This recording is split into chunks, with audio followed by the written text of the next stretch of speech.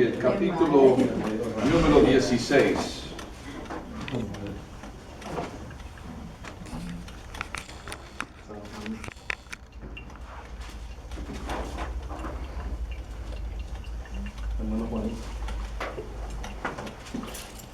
Amén.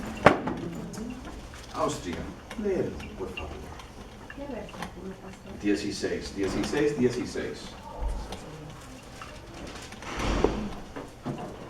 Dice así: todavía un poco y no me veréis, y de nuevo un poco y me veréis, porque yo voy al Padre. Ahora, hoy estamos por entrar en la clase de los dolores de parto espirituales. La semana pasada estábamos compartiendo la importancia de que nosotros lleguemos a ser como dijo Pablo, ¿verdad?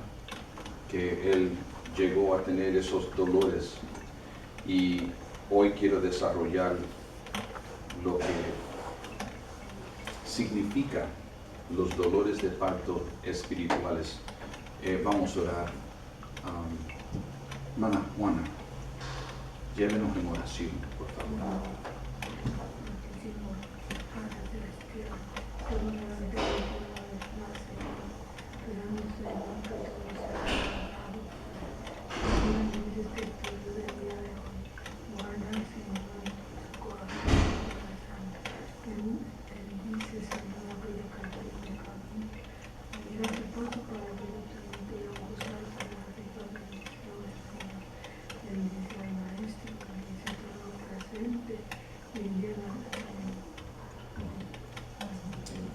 Amén. Voy a volver un poco para el relato de la iglesia primitiva, cuando el Señor regresó al cielo después de la cruz. Dejó las vidas de sus ovejas en manos de un líder muy capaz. Él dijo: yo me voy, pero no lo dejo solo. El líder muy capaz, es que estamos hablando obviamente, es el Espíritu Santo. Entonces, ¿quién le reveló a la iglesia las cosas de Cristo? Fue el Espíritu Santo. Y también los conformó a la semejanza de su Hijo. Muy importante que entendamos esto. Cristo, cuando se fue también con un propósito, un plan. De la misma manera que Él llegó con plan y propósito, nació con un plan y un propósito, vino, murió en la cruz del Calvario, se fue con un plan y un propósito también. Y eso es lo que queremos desarrollar con la clase los dolores de parto espirituales.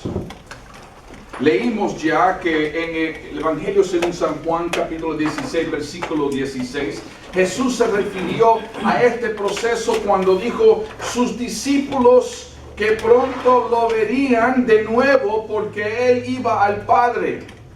Es un misterio. ¿Cómo puede ser posible? Se va al Padre, sin embargo les dice: me van a volver a ver otra vez. Muchos quizás estarían pensando, pues estar hablando de la segunda venida. Juan el amado testificó de cómo es que su propia vida había sido usada para revelar a Cristo. Esto no es la segunda venida. Esto es que Cristo, la esperanza de Él es de que nosotros mismos, entre nosotros en aquel tiempo cuando le estaba hablando a los discípulos, se iban a identificar como Cristo, iban a poder ver a Cristo en ellos. Cuando Él dijo: lo que era desde el principio, lo que hemos oído, lo que hemos visto con nuestros ojos, lo que hemos contemplado y palparon nuestras manos tocante al verbo de vida, lo que hemos visto y oído, eso os anunciáis. Estamos hablando ahora en Primera de Juan, el capítulo número 1, 2 versículos, el primero y el tercero. Lo que hemos visto y oído, eso anuncien, para que también vosotros tengáis comunión con nosotros. Y nuestra comunión verdaderamente es con el Padre y con su Hijo, nuestro Señor Jesucristo. Primera de Juan, el capítulo 1, versículo 1 y el versículo número 3. Pedro y Juan junto con muchos otros hijos espirituales del Señor pudieron decir que estaban manifestando ante los demás exactamente este mismo mensaje.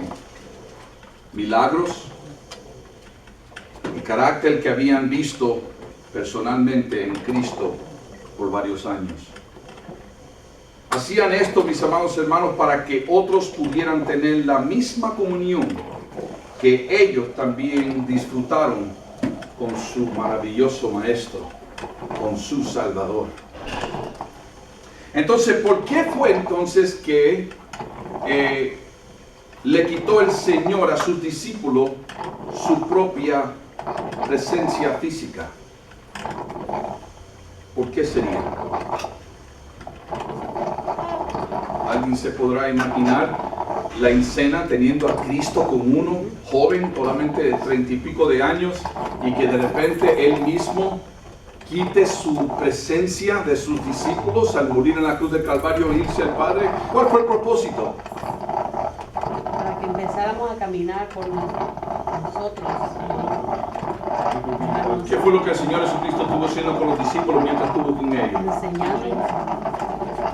Podemos ver, sin compartir mucho, podemos ver que en esas enseñanzas vimos que algunos lo entendieron y otros no. Y entonces esto ahora es un misterio para los que no entendieron lo que Él quiso tratar de hacer. Yes, ma'am. So, él se tuvo que ir porque él cuando estaba en la tierra, él todo lo que hacía era conforme a su padre. Entonces ahora cuando él se fue, iba a dejar el Consolador con nosotros para que nosotros también, como él mismo, pudiéramos andar como él anduvo.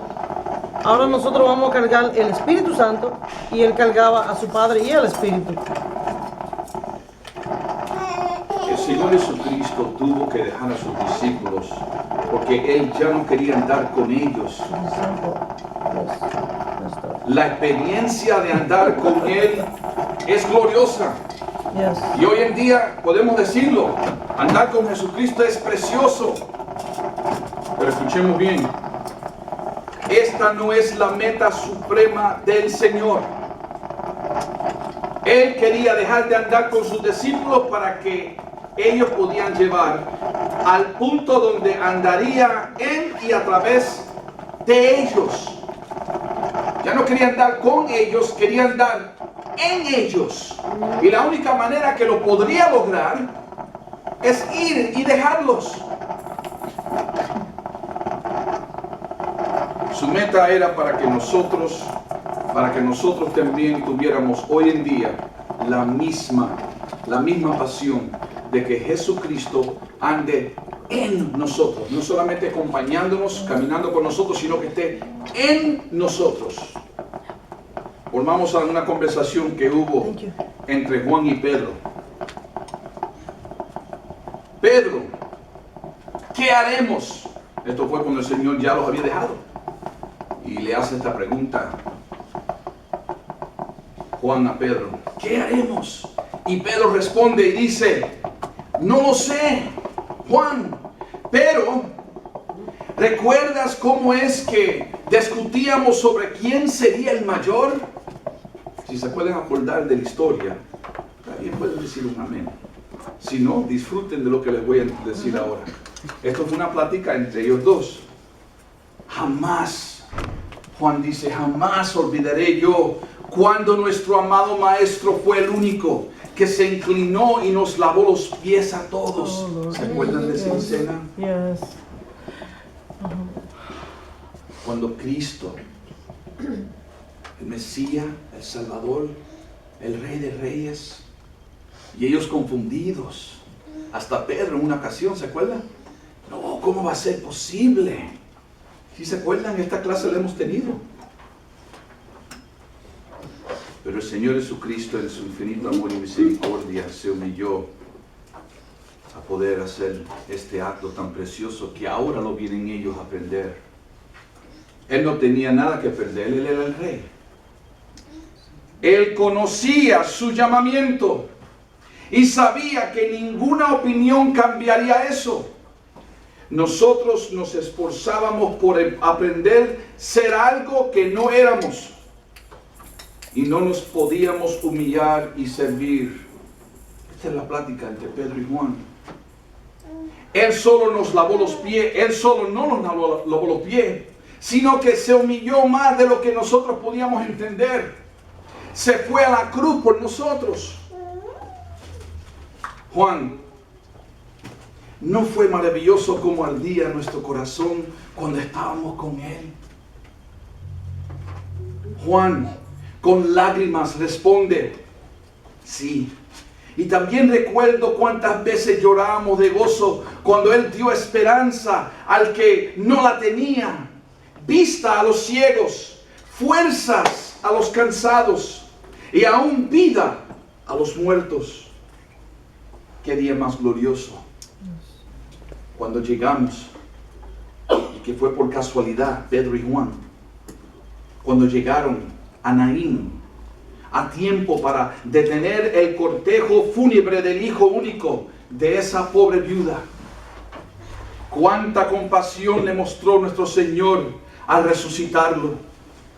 Ya se fueron para siempre esos días gloriosos. No son más que un recuerdo maravilloso. Nadie nunca más podrá ver o oír lo que nosotros presenciamos. Imagina, Pedro, cuántos corazones apesadumbrados hay en el mundo que nunca recibirán un toque de esa mano tan tierna. Ahora que se fue, esa esperanza sería mejor que nadie se entere de que una vez existió y no existe más. ¿Qué haremos, Pedro? Casi inconscientemente, Pedro se vuelve hacia Jerusalén. Desde la encima del monte de los olivos puede ver desde lejos el aposento alto. Así unos momentos su Señor y su Maestro ascendió al cielo. Solamente fueron días en una nube. Parece que ya no vale la pena vivir. ¿Cómo podría ser feliz pescando otra vez? ¿Cómo olvidar la gloria del Señor? Y la multitud de rostros desesperados que vio llenarse de gozo por la luz del rostro del Salvador, aún mayor agonía. Como puede olvidar la multitud mucho mayor de rostros desesperados que jamás serán tocados por esa gloria. Pedro, distraído, murmuraba y decía lo siguiente: hace muy poco tiempo los griegos vinieron a implorar y lo imploraron. Señor, quisiéramos ver a Jesús. ¡Qué tragedia! Ahora jamás lo verán. Solo nosotros sabemos lo que se perdieron. La experiencia que tuvo Juan y Pedro y lo que sintieron al estar Jesucristo ausente. Pero se da cuenta. Él se da cuenta que Juan está aguardando una respuesta. Ve hacia el aposento alto y suspira con un corazón quebrantado. No sé, Juan, pero sí sé que ya no me importa quién sea el mayor. Es más, mi único deseo es que a alguien, quizás tú, puedas revelar tan solo unas gotas de la gloria en que nos sumergemos diariamente. Con gusto lavaría los pies de esa persona. Con gozo serviría a quien fuera por el gozo de ver otra vez, solamente un poco de la plenitud que contemplamos. No sé qué hacer. Mi anhelo es volver a ese aposento alto y derramar mi corazón en oración ante Él y servirle. Y mis amados hermanos, esto fue exactamente lo que sucedió. Aquí están los discípulos experimentando algo que jamás lo podían experimentar de esa misma forma. Y está bien. Él dijo, yo no lo dejo solo. Yo les dejo el Consolador. Pero quiero que entendamos, y gloria a Dios por el Espíritu Santo. Pero a Jesucristo lo tuvieron físicamente. Pudieron ver el esfuerzo. Pudieron verlo a Él literalmente. Y lo triste es que después que se van, ahora se encuentran confundidos y solos. Y no entienden. Sin embargo, el Señor les está enseñando y les enseñó, no solamente a ellos, pero a nosotros. Y esta es la razón, mis amados hermanos, que nosotros tenemos que no solamente asumir una responsabilidad, tenemos que permitir que el Consolador que era dejado pueda en nosotros transformarnos completamente a que la plenitud de Cristo se vuelva a ver otra vez en esta tierra, en este mundo, en estos lugares. En estos tiempos, fíjense todo lo que está sucediendo. En esta misma semana, todos los que fueron heridos y todos los que mataron en San Bernardino, California, sin ningún motivo.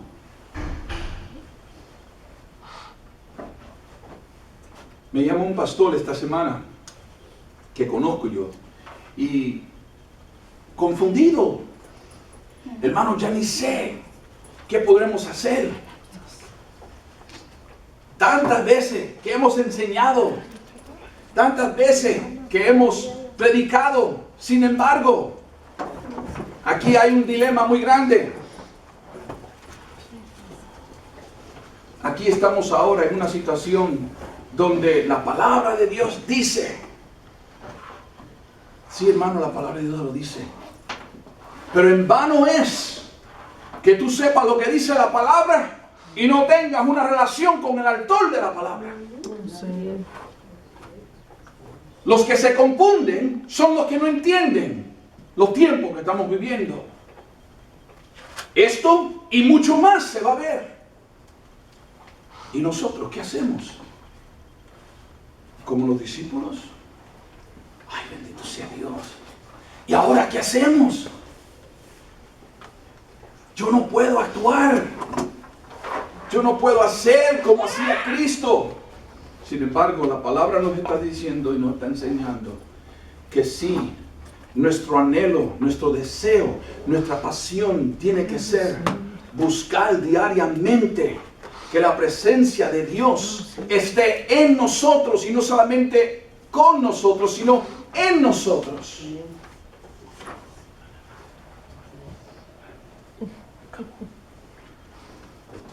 Eso fue exactamente lo que ellos hicieron. Esos mismos discípulos que no pudieron orar por una hora. ¿Se acuerdan? Cuando Jesucristo estuvieron caminando con Él. Y la primera porción del grupo de los discípulos se quedaron dormidos. Dormidos. Pero entre los que se quedaron durmiendo, había unos cuantos que se esforzaron más y siguieron caminando con Él. 4 o 5 pasecitos y se quedaron dormidos. Se quedó Cristo Jesús orando solo.